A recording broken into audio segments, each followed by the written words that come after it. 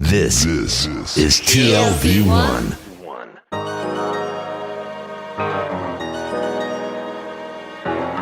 The Tel Aviv Review. Hello and welcome to the Tel Aviv Review. I'm your host, Gilad Heilbrunn. Every week we bring you conversations with authors about the books and research and other things that we like. And if you like us, please consider becoming a Patreon supporter by going to our homepage. That's tlv1.fm/Tel Aviv Review.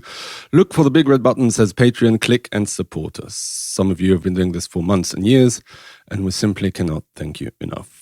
My guests today are two Israeli writers based in Germany who took part in a new collection of essays called Inversion, Gay Life After the Homosexual. One is Amir Naaman, who co-edited the volume alongside Pierre Delancesse and contributed an essay entitled Wars of Desire that analyzes gay attitudes to violence with a particular relevance for the Israel-Hamas war. And the other is Heilbrunn, a political theorist teaching at Wittenberg University, who contributed an essay entitled Abolish Queer Theory. Hello to you both, and welcome to the Tel Aviv Review. Hello. Hello, thank you for having us. So, Amir, let's start with you, because the focus of the book is can be called the gay paradox of the 21st century. Dafka, at the best time in history to be gay men are experiencing an ongoing crisis, or perhaps multiple crises, be it of identity, lifestyle, or well-being. How would you characterize these crises, and why weren't the great advances in gay rights able to address them? Well, I guess it's not only the gays that are going through a huge crisis of identity and crisis of meaning. In a certain sense, to make the gays part of mainstream society, what society did and what liberal societies did in the West is make everybody gay.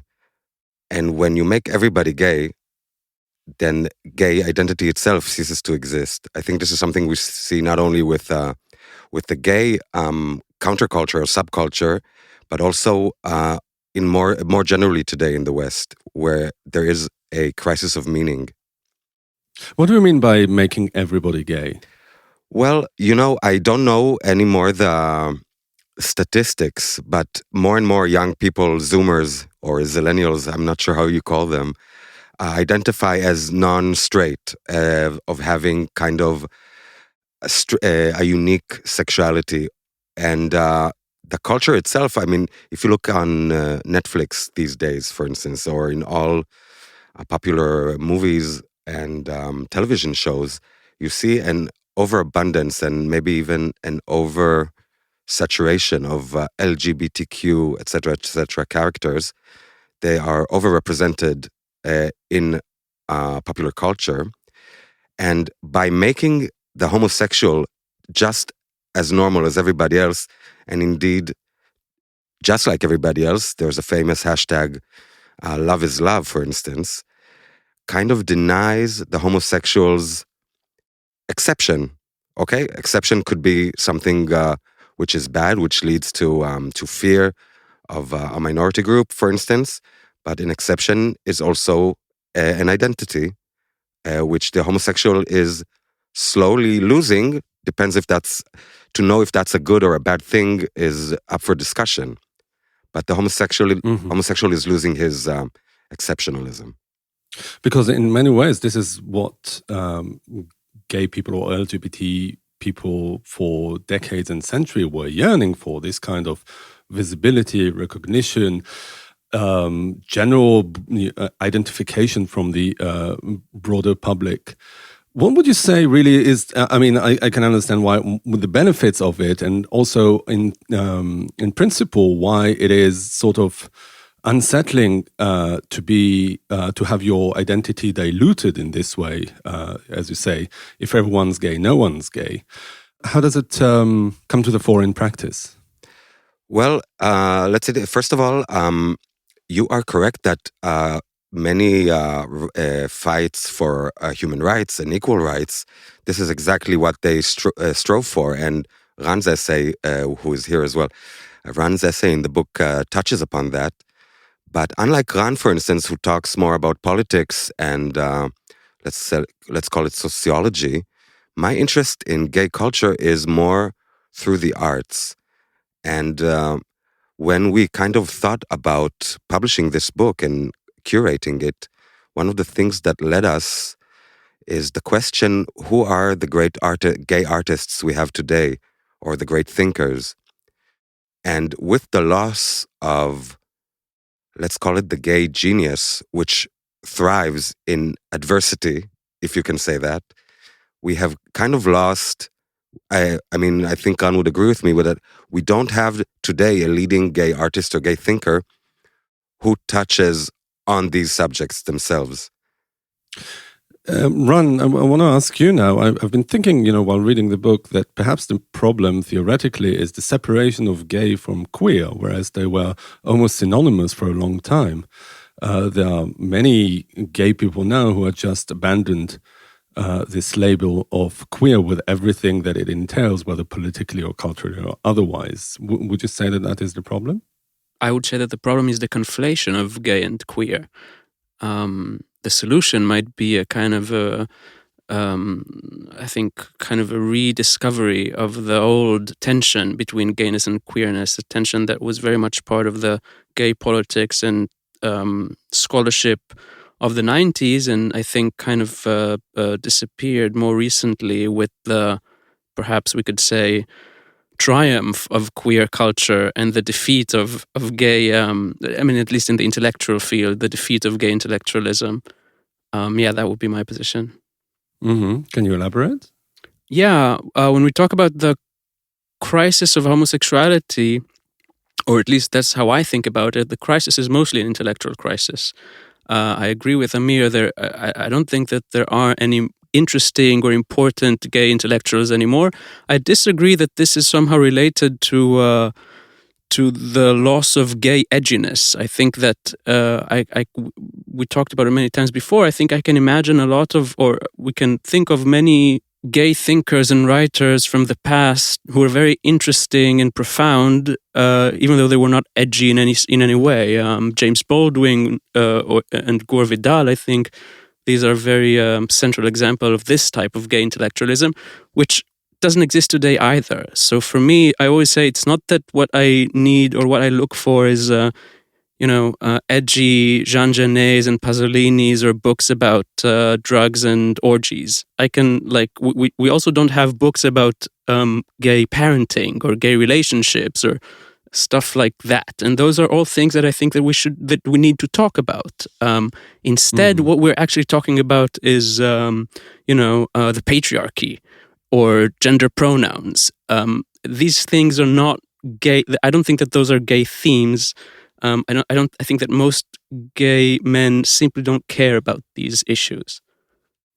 I think that in a way, you two are making opposite claims here, aren't you? In a way, yeah. On the one, that Amir is saying, well, there's perhaps gays have all become, say, middle class now culturally, and you are saying that okay, they are middle class, but that middle class status now, culturally and intellectually, needs to be fleshed out somehow. It's not necessarily a subject of criticism, but something that we need to work with.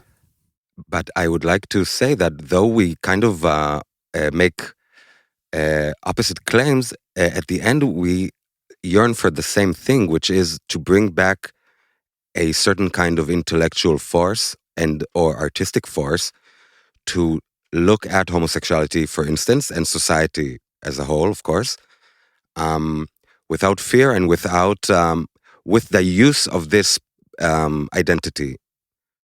Okay, so I think we can both agree that we live in kind of an intellectual desert with regards to this topic. Yeah, absolutely. I think that the difference might be that I feel more comfortable with the concept of assimilation, this dirty word from the queer discussions of the 1990s, whereas Amir is closer to Judith Butler than he cares to admit. I am not. I am not. I have nothing against assimilation. I am wholly assimilated, but I don't. I mean, of course, I'm obviously gay, so I'm not that assimilated, but I don't think the middle class life and the middle class existence, which I'm a big fan of, should be the only goal in a fulfilling life, for instance. What would you say are the elements of the intellectual greats of past times that are lacking in today's desert, as you say? I'd like to answer that mostly with, since we are Jews, so we can use the word chutzpah pretty, and most people would understand. There is a certain kind of chutzpah for the classic gay artists and intellectuals. Ran mentioned Gore Vidal and James Baldwin as kind of mainstreaming or not edgy. I beg to differ. Gore Vidal was what you call the classic bad gay, very rude, aristocratic, and James Baldwin loved to go against the grain. Sure, they did it in a suit, they were well-spoken, and they were not criminals like Genet, but they still had that certain kind of edge. In a sense, even though I'm romanticizing it a bit, similar to, I am outside of society, I have nothing to lose, and I can look from the outside and I'll say what I want. What are the elements of the great gay intellectuals of past times that you feel are lacking in today's discussion? One of them is honesty. I think that there's a kind of fundamental lack of honesty in today's gays intellectualism. Very good. And the other one is an emphasis on sex. My critique of queer theory is that queer theory is actually not really interested in sex. It is much more interested in politics, and sex is there only as some kind of a screen that they can project their politics onto. A serious gay intellectualism would be one that can rediscover a basic kind of intellectual curiosity in the topic of sex and sexuality. I think that's lacking from today's. Can you say more about that, and in specifically what an intellectual interest in gay sex? How is it different from any intellectual interest in any sort of sex, be it, I don't know, heterosexual or other? It's not. I mean, I don't think it's not fundamentally different. It's a different phenomena that should be approached with similar conceptual and analytical tools. I mean, straight sex and gay sex. I'm not sure. I'm not sure that in kind of sexuality thinkers are thinking too seriously about sex nowadays either. I think that if we think about feminism and all that, this tendency to politicize sexuality or to turn sex into some kind of public agenda, characterizes gender departments, and that's really the bread and butter of these intellectual spaces. I think in the words of Michel Foucault, I think it was right that everything is about sex except sex, right? That it's about violence. But what would you say is an intellectual interest in sexuality that is not political? I think that I'm trying to imagine myself, but everything that I've read about sexuality, as you say, has been influenced by this trend of politicizing. Not only gay theory, but also feminist theory is very much interested in politics, other than, I don't know, the feminine condition. How would you characterize a better intellectual preoccupation with sexuality? I think, for me, I'm kind of I'm unapologetically Freudian when it comes to my thinking on sex. I think Freud offered, for me, the most kind of interesting intellectual paradigm through which to think about sex. And I think it's useful to remember that until more or less the 60s, 70s, Freudian psychoanalysis, that was the main framework through which we thought about sex and sexuality. And whether you agree with Freud or not, I think that one thing you can't take away from him is his intellectual honesty and integrity and kind of apolitical curiosity. When you read his books, you simply can't know what he politically, what are his political commitments. Because he was interested, and I think also there are all these stories about communist psychoanalysts trying to kind of recruit him or to have him declare support for the Communist Party, and he refused because he knew, for instance, that there is a certain deep tension between politics and sexuality, and that sex cannot and should not be politicized. So I think that is something that perhaps, I don't know, sex theorists can return to as some kind of an ideal, even if not the content of Freudian theory, then at least this ethos of trying to think sex in a non-political manner. Ran, I'd like to push back at something, if possible. You said before about that gay sex should be treated and studied intellectually as straight sex. But mentioning Freud, not that I'm any Freud scholar or, whatever, or everything I know about Freud I learned from Ran, gay sex, as opposed to coitus, straight sex, does not result in babies. It is completely excessive.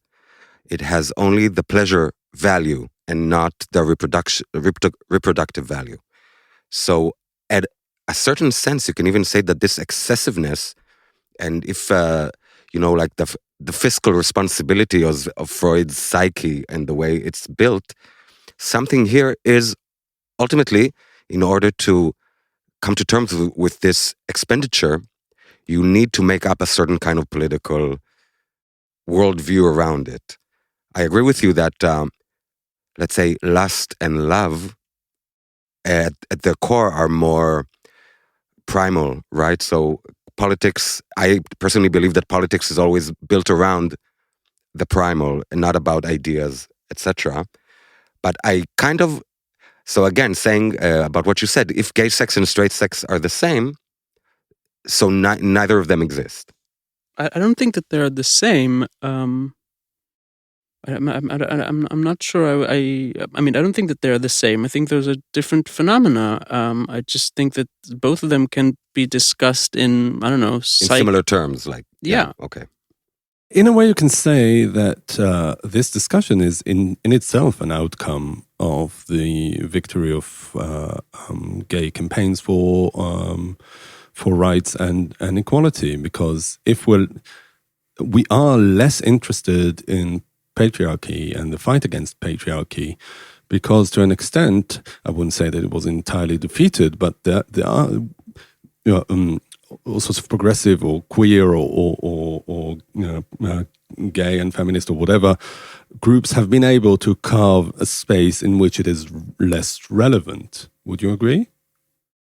I think so. Although it seems to me like the volume of at least within academia, I suspect also within the wider culture, the volume of our debates on these issues does not correspond to their effect on their lives. I think it's true that the term patriarchy is simply, for the vast majority of women, especially women in academia, that's not really relevant, right? I think it's fair to say. I realize that might sound controversial for some people, but I don't.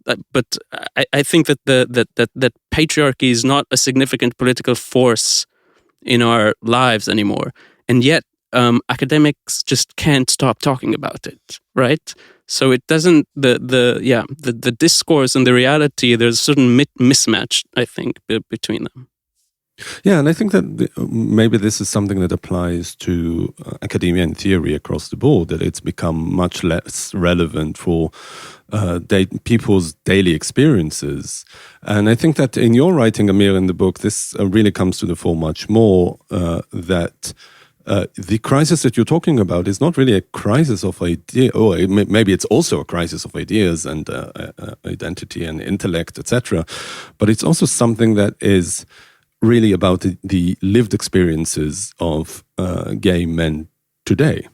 Yes, in what sense, though, do you mean regarding the patriarchy and the political? No, regarding their experiences, that the excess that you're talking about, exactly. Be it in the lifestyle itself, whether it's sexual experiences, whether it's social interactions, things that are not necessarily intellectual or connected to ideas, have also been subject to this kind of effect.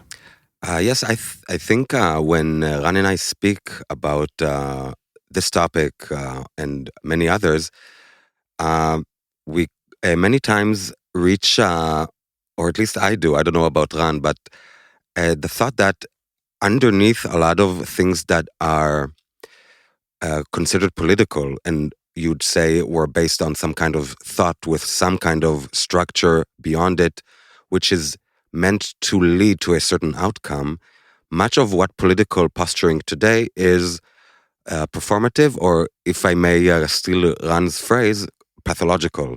Okay, so pathologies of psychology lead to all sorts of political performances. And since I live in Berlin, I do constantly talk using the words performance, talking about how politics is played out on the streets and online, etc. And regarding also Ran's ideas in his essay about kind of the desexualization of sex, and in turn going fulfilling that hole of what is missing with politics, I think he is correct, and this is something I can see on the streets of Berlin and in the West in general regarding the Israel-Hamas war, that a lot of the energy that was used to flow towards the sex drive has now moved to politics, mostly online politics and cosplay. Yeah, I want to go deeper into that indeed. And really, because what you basically analyze in your essay is really the gay attitude, or maybe conception, or maybe understanding of violence and its relations to sex. And what would you say really are the tenets of that understanding, and how do you think that they've been distorted by this performance that you see on the streets of Berlin with regard to the Israel-Hamas war, but not only? You say that Sure. You've noticed that well before the 7th of October. That's very true. And I think since I'm not an intellectual, but I am very versed in popular culture, so I can trace this fascination with violence through the movies and TV shows and popular culture of my generation, which extend also to younger generation. First of all, when you talk about the fantasy of the rebel and the outsider, which has definitely become a fantasy and an icon through American films, for instance, in the 60s and the 70s, from Rebel Without a Cause up to, Bonnie and Clyde, which I talk about in the essay. The idea of the, and this goes back also, but to Jesus, about the one standing before the crowd and saying the truth. And it actually also is connected to the romance about homosexuality, which I talked to you about just a few minutes ago. In any case, I have seen how since homosexuality has become so well received lately in mainstream society, and since the fantasy still lingers of this total outsider who fights against the system, the discourse has become more and more violent. I talk about stickers I can see all over Berlin, for instance, whether it's smash the patriarchy, kill normies, and rape tourists, this kind of going very, very hardcore, or punch Nazis, right? Very, very hardcore discourse, which uses the language of left-leaning morality, but doing it only through performance of violence, and used by, and this is how I'm going to finish, used by some of the most unviolence-ready population in our societies, meaning intellectuals, academics, upper middle class, expats. But wouldn't you say that this is exactly, or perhaps not exactly, perhaps an adverse effect of that edginess that you were talking about earlier, that is so lacking in the gay discourse at the moment? Every time I'm being accused, for instance, of being conservative or right-wing, which I don't mind that accusation, I would still say that... some of your best friends. Some of my best friends are right-wing radicals. Mm-hmm. But I consider the woke, I'm going to use this name for it, but the woke queers as the perfect embodiment of kind of contemporary capitalism, right? I always talk about American universities that instead of talking about class, they do talk about color and genders, things they mostly invent, in order specifically not to talk about real left-wing issues. Like, for instance, that everybody who goes to Columbia University is paying like $80,000 a semester or something like that. Maybe it's even less than that, meaning they may be different colors, but they're the same class. So what I'm saying is these currents of left-wing politics today are actually reactionary right-wing causes, not left-wing. You are talking about all these outlandish sort of claims about politics coming from gay circles. And, I'm saying to myself, this is perhaps the edginess or that you were talking about. Perhaps not the sort of edginess that you would like to see, but this is, the very anti-establishment reflex of okay, exactly. Circles. So this is where expresses itself in this way. This is not anti-establishment. This is the establishment. Okay, this is the thought constructed for these people by elite institutions. Excuse me if I'm sounding conspiratorial. These are not anti-establishment. They represent the elite classes, by which I mean intellectual classes. And to be an intellectual is obviously a good thing. But to be an intellectual means you need to find words to describe reality as you see it or how you interpret it. And a lot of the words used in these scenarios are words handed down from above. So I don't believe this is edginess. I think this is...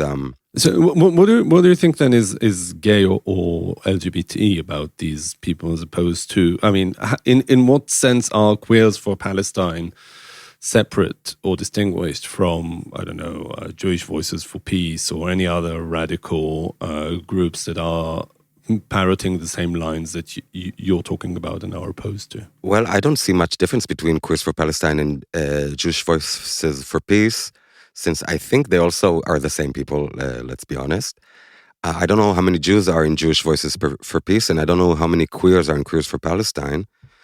But I would like to say that there is a cliche kind of criticism of Queers for Palestine, like chicken for KFC. And now I don't agree with that. First of all, a society, let's say Palestinian society, if it does not have rights for gays, still has the right to exist. Okay, gay rights do not equal a right of a country or a people for for dignity and statehood. Okay, so first of all, I don't use that criticism.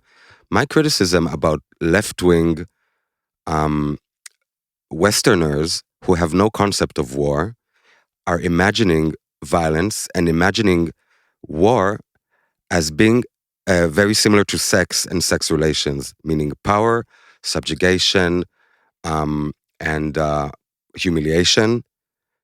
And they seem to fetishize the hot, let's call it the hot or the sexy Palestinian freedom fighter on one hand, the left wing.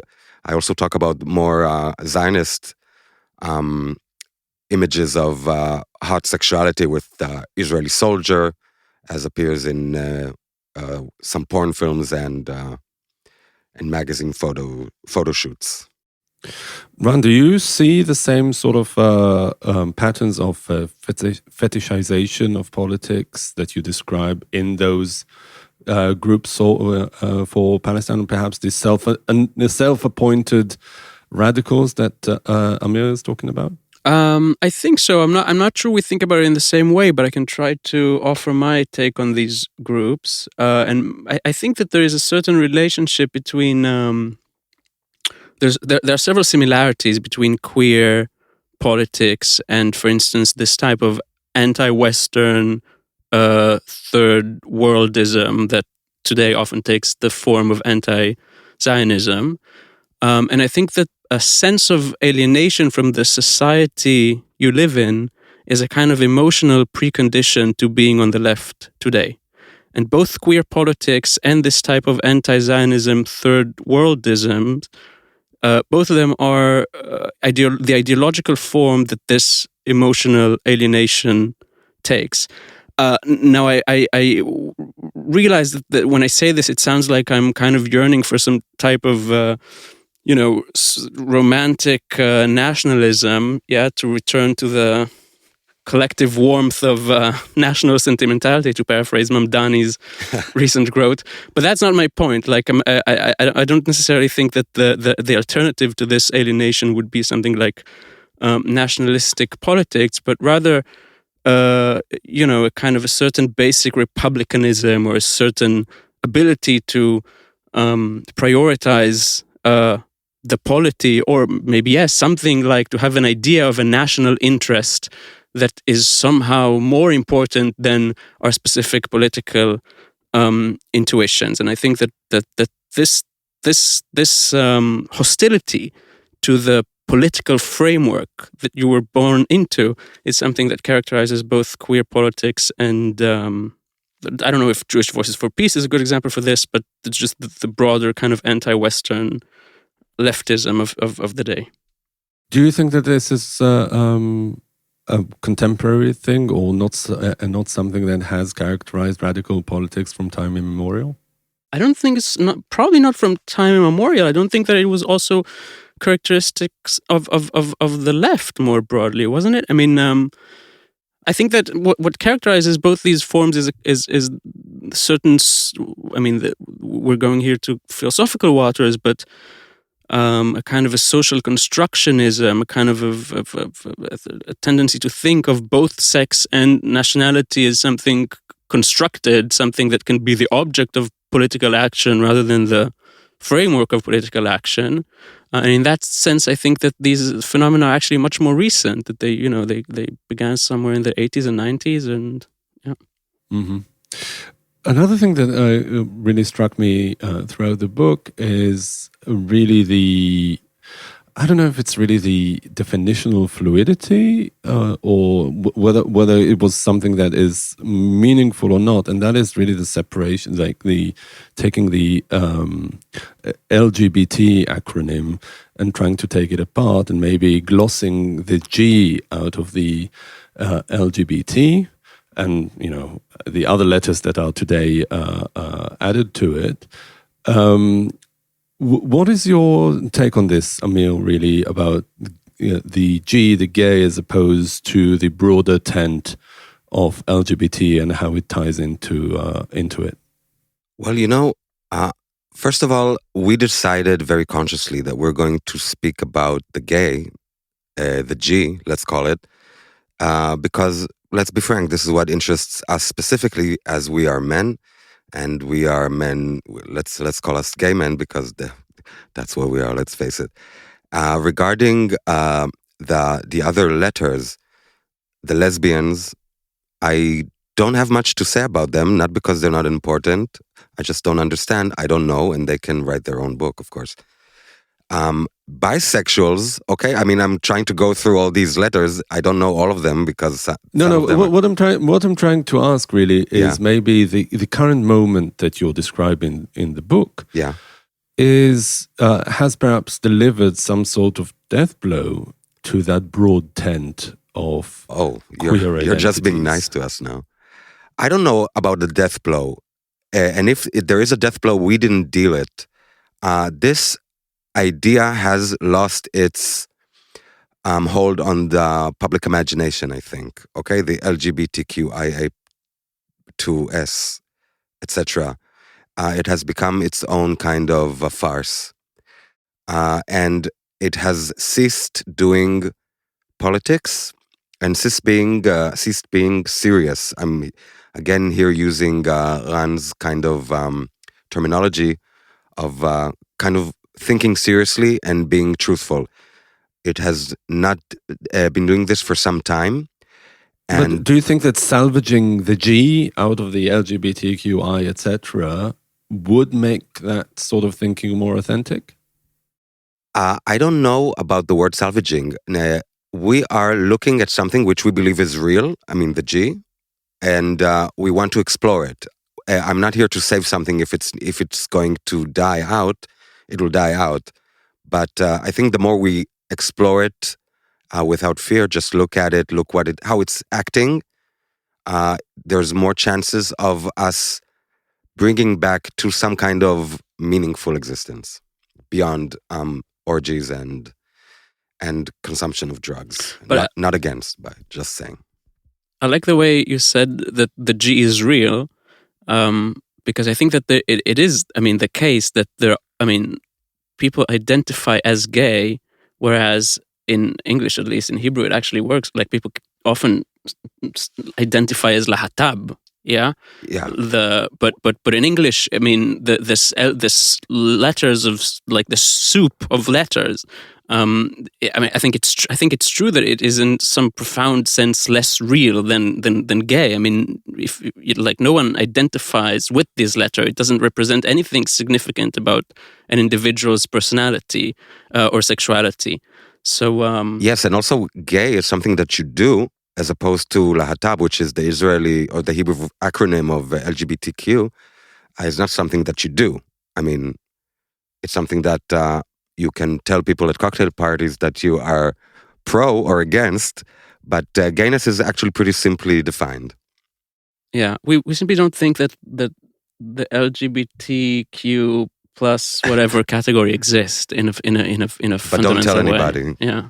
Why does it not exist? I mean, I think, for what I know, is that LGBT is perhaps the counterweight, or perhaps the opposite of just heterosexuality and straightness, isn't it?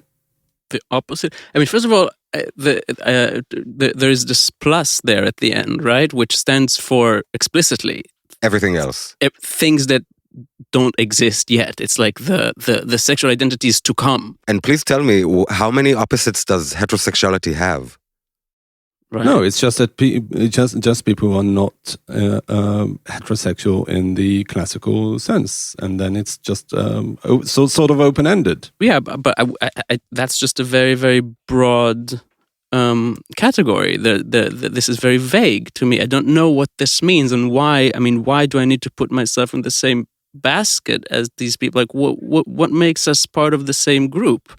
The fact that we're not non-heterosexual, that's a very minimal. Like, I don't live in Ra'anana, so it doesn't make that. I mean, it feels almost arbitrary to me. It's not significant to my life. It doesn't have any real significant personal or political meaning. May I say something a bit kind of rude? Absolutely. Okay, good. So, for instance, we talked about sameness and difference, okay? I remember when I moved to Berlin, I went to this party at Kit Kat Club. And it used to be, everybody said it was this edgy party, whatever, sex positive, whatever, who cares? And it's supposed to be a kind of LGBTQ party and everybody welcome. And it turns out everybody in the party were kind of young men and women, fine, but I'm talking about the men, young men, kind of skinny with kind of punky hair and nail polish in colors.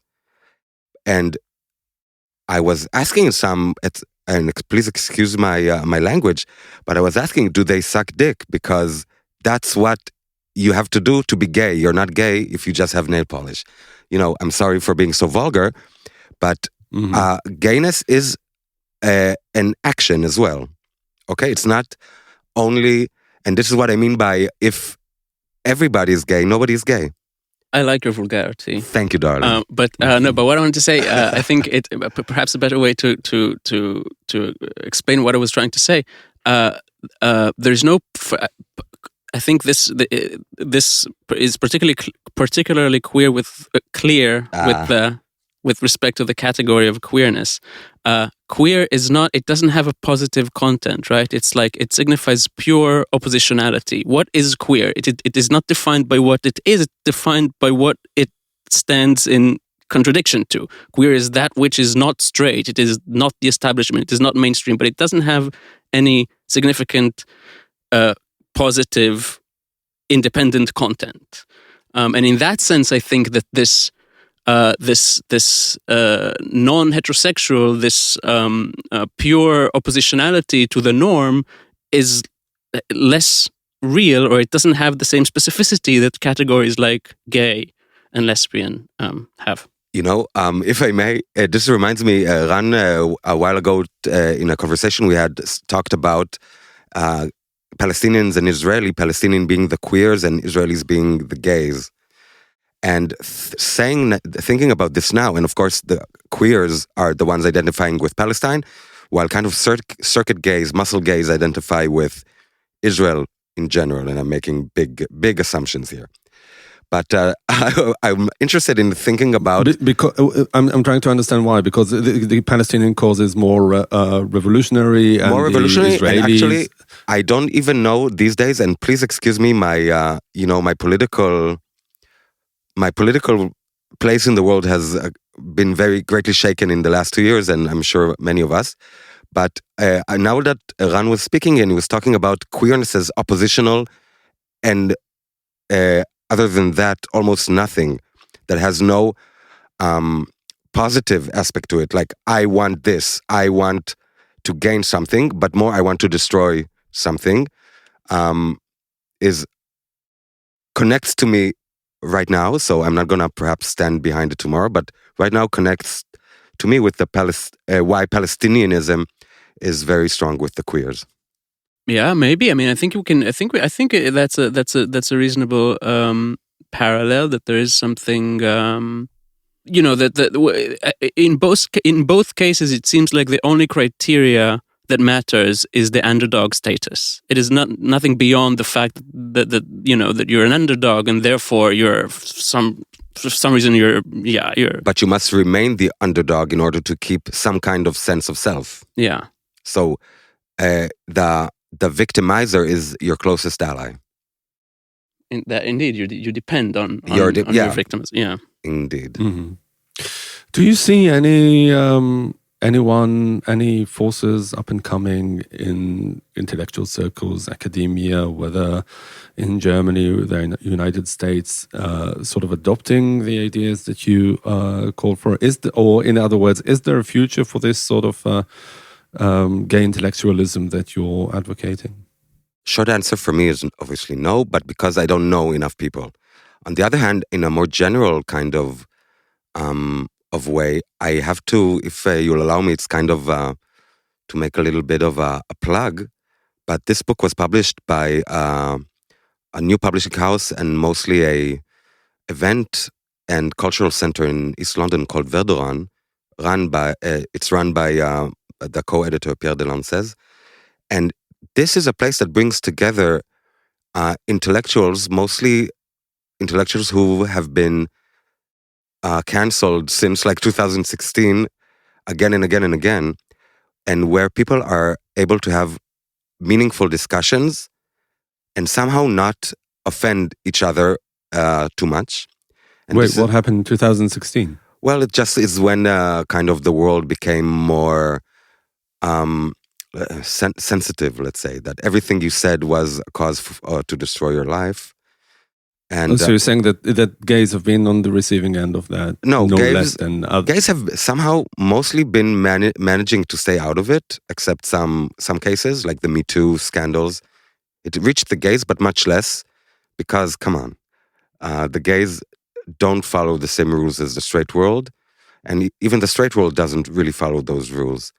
But what I'm saying is I'm talking about intellectuals and artists, so that place in London is one for me, as I kind of got closer to that circle, and I think for Ran as well, kind of offered some kind of alternative and fresh air. Yeah, I think that definitely there is. I don't know if it has future, this specific project or this specific kind of way of thinking, but I definitely think that there's a kind of an ecosystem of dissenting intellectual voices. Most of it's probably not in academia.